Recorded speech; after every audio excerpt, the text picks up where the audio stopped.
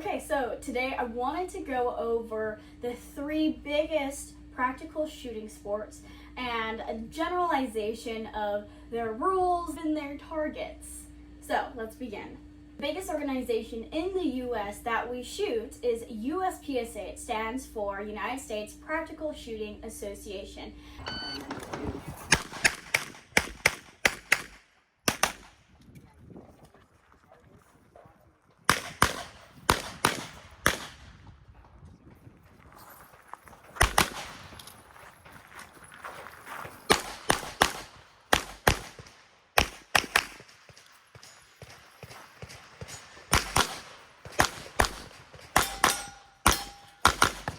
And these are their targets, okay? So we shoot brown targets for scoring. White targets are used as penalties.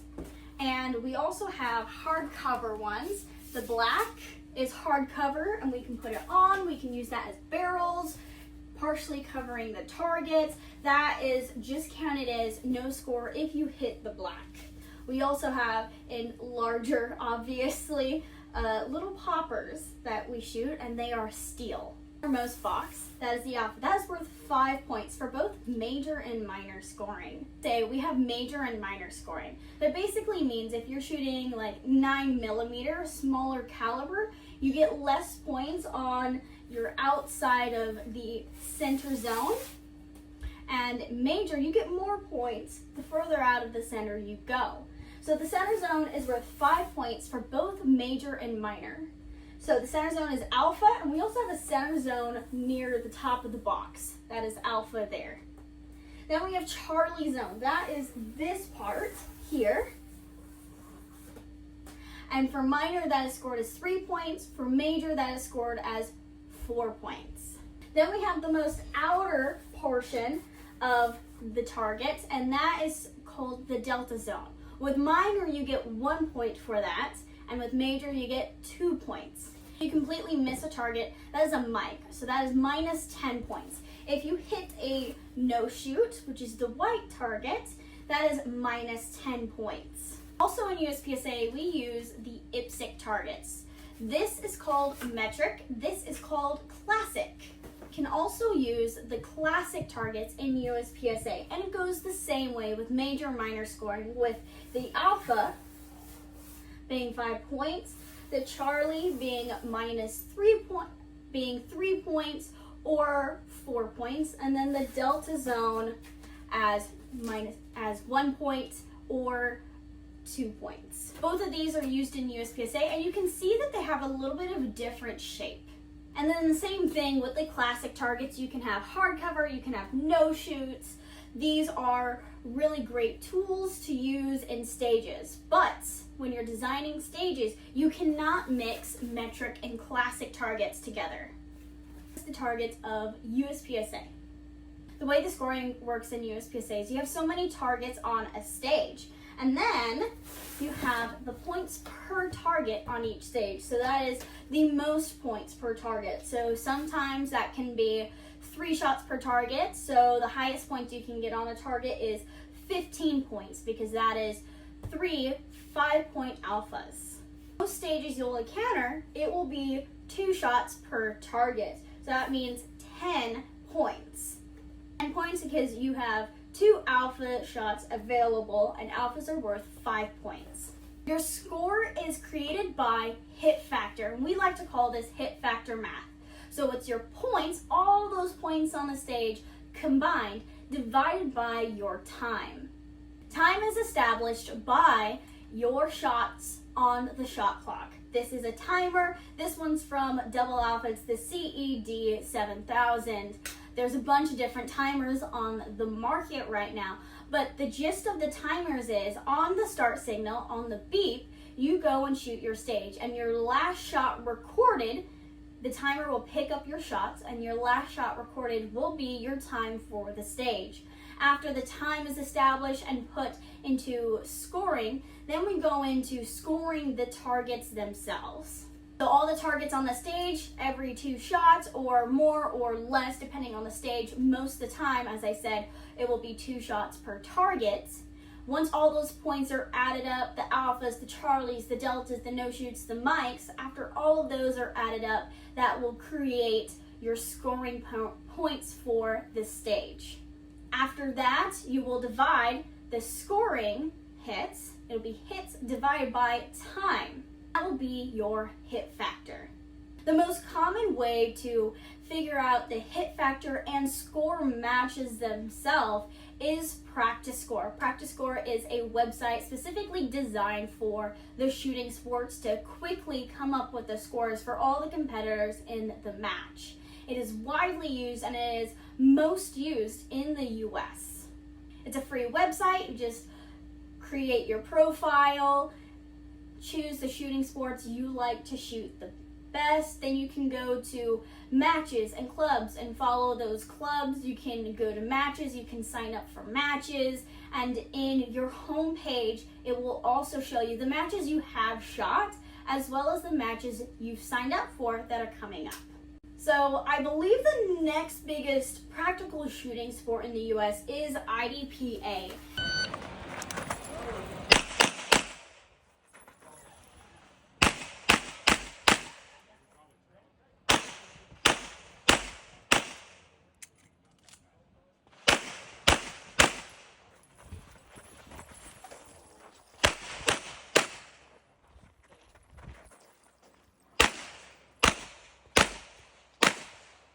These are the IDPA targets. As you can see, they're very similar based off of the USPSA Metric targets, but the scoring zones are a little different, as well as IDPA scoring is different itself. It is based off of time. So for scoring your hits, it's not hit factor, it's not points divided by time, it's just time. But on the scoring zones of your targets, that is where this comes into play.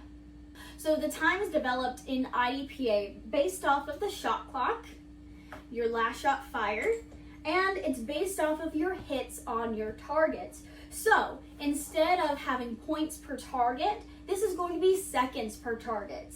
As you can see, the scoring zone in this is a little bit different than USPSA. Here you have a circular center portion, and that is the down 0 zone. So that means you don't get any extra added time to your overall time on that stage. There's 2 down 0 zones. There's one in the center and then one in the top box. Next you have your down 1 zone. That is this zone right here. It's quite large. It goes into the top box as well. That is your down 1 zone. That means you get a second added to your time per shot in that zone. Then you have the outermost zone. This is the down 3 zone. So you get 3 seconds added to your time if you shoot this. So it's important to stay towards the center. This is more of an accuracy-based sport. Time is still a big factor, of course, but since it's all time, you have to be accurate and quick at the same time. Whereas in USPSA, you can outrun bad hits, depending on the stage, of course. There is also penalties for missed shots, and there's also penalties for shooting a no-shoot. The ones with black hands on it, that is considered a no-shoot. You do not shoot these unless you want negative, even more negative points. Now we get into IPSC.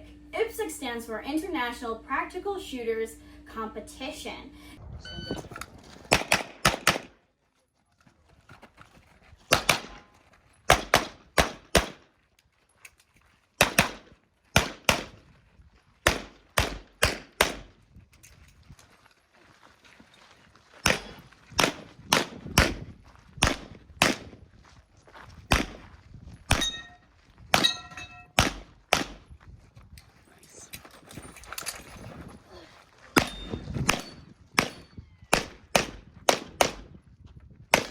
This is the most world-renowned practical shooting sport out there. It is shot across I don't know how many countries, including the US. But because in the US we mainly shoot USPSA, we have very few matches that are IPSC based.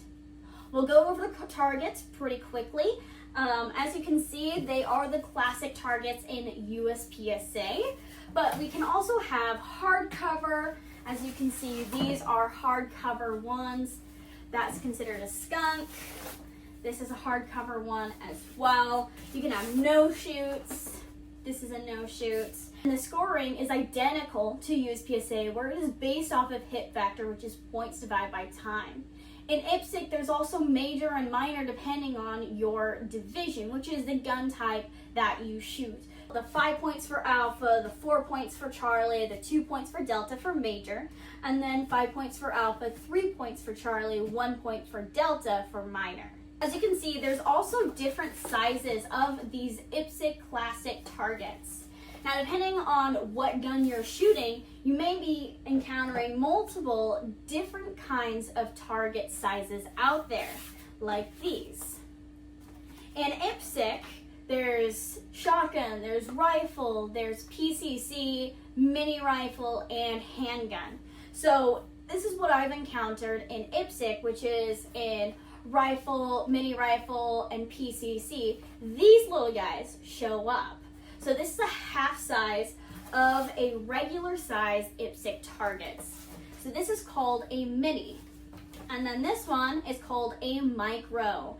This is about a fourth of the size of a regular IPSC target. So the scoring zones are the same, 5, 4, 2, 5, 3, 1, and they're very small, as you can see. You can also use hardcover on all 3 of these targets, as well as putting up no-shoots.